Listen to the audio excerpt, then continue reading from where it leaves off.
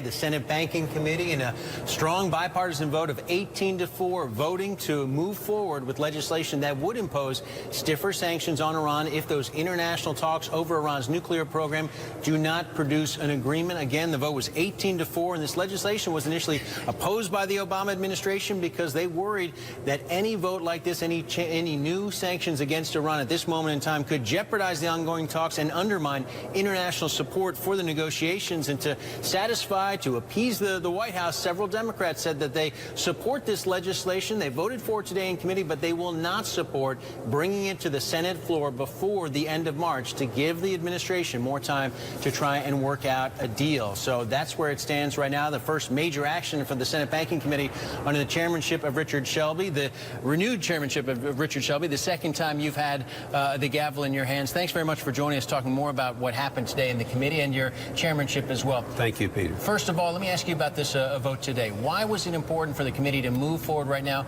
given what we'd heard from the White House, the risk that this could undermine the talks? Well, it's obvious that with an 18-4 vote that a lot of us believe we need to send a signal to Iran that we mean business.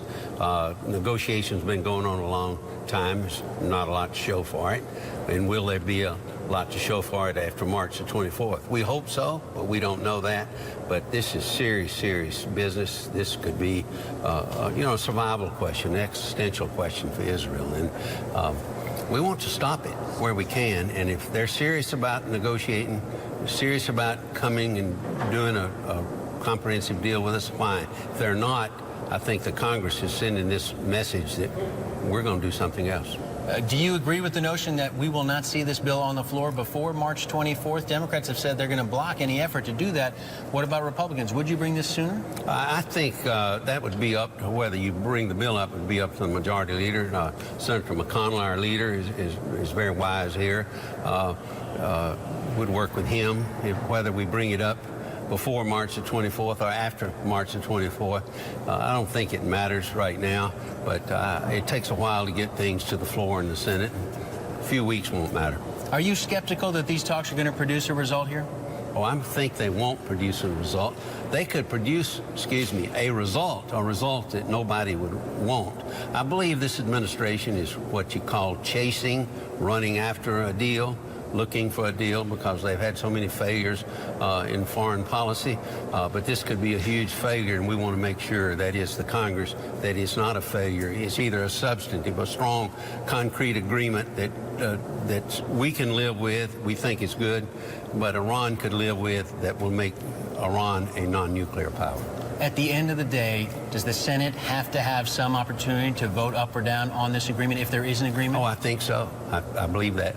Very much. Because the White House is sounding opposed to that as well, even threatening a possible veto of even that specific provision. Well, the president's threatened so many vetoes, and he's got the right to do that under the Constitution. But let's see what happens at the end of the day. All right. Let me ask you a little bit about what you're doing in the committee beyond Iran. You've been chairman before, as I mentioned, a whole host of issues, important issues in front of the Banking Committee over the next 2 years. Let me ask you first of all about the Federal Reserve. I was at the meeting yesterday, the decision. What's your sense of Janet Yellen, how she's handling things at the Fed right now? Well, I have some problems. I didn't vote for Janet Yellen as chairman. I knew her history as when she was head of the San Francisco Fed. She was a very lax regulator there, I thought, and others did too. But, she's been there, a year now as chairman. We'll see. But my concern about the Federal Reserve right now is the portfolio of the Fed. All the bonds, all the securities they've bought. What are they going to do with them? When are they going to deleverage? How are they going to do it? This is unprecedented. So you're looking about oversight over the... Absolutely. Over the whole thing. What they're going to do with those securities, the quantitative easing, the byproduct of the quantitative. What about specific legislation? Are you thinking of moving legislatively? Well, We've got Senator Paul talking about auditing. Well, I'm very interested in some type of audit of the Fed, especially the portfolio. I don't want to be a member of the Federal Board of Governors of the Fed. I don't think Congress's role should be that. But as oversight, we should make sure that what they do, that they're doing right. And there are a lot of questions about the portfolio of the Fed coming from QE2. Can you have an audit of the Fed that doesn't, in fact, allow Congress to meddle in monetary policy? Well, the question how you define meddle, and I think if you do it loosely, we're always going to meddle if we're doing oversight. But what we're talking about are substantive things. Yeah. What about Fannie Mae and Freddie Mac? You were big critics of the GSEs before the financial crisis. What's your sense now about whether or not there's the political will, the ability to wind them down in this Congress? We will address that. We'll see how far we can go. We need bipartisan support in the Senate to do it. But I don't want a bill just for the sake of bill. It has to be a strong one. I'm not interested in any bill with explicit guarantees. I would like to get the Fannie and Freddie up and running on their own without the government help. Is that possible? We don't know. It's a big bipartisan lift. It is. It's a big lift. Well. That's what we're here for. All right. Let me just ask you finally about Dodd-Frank. Again, you were there when it was made into law. You were an opponent of many aspects of Dodd-Frank and the law itself. Where would you like to move in this Congress to try and change, make tweaks to Dodd-Frank or more substantive changes? Well, number one, I think Dodd-Frank, consumer agency created under the Dodd-Frank, ought to be under the appropriations process under a government agency. It's a unique type funding they have through the Fed.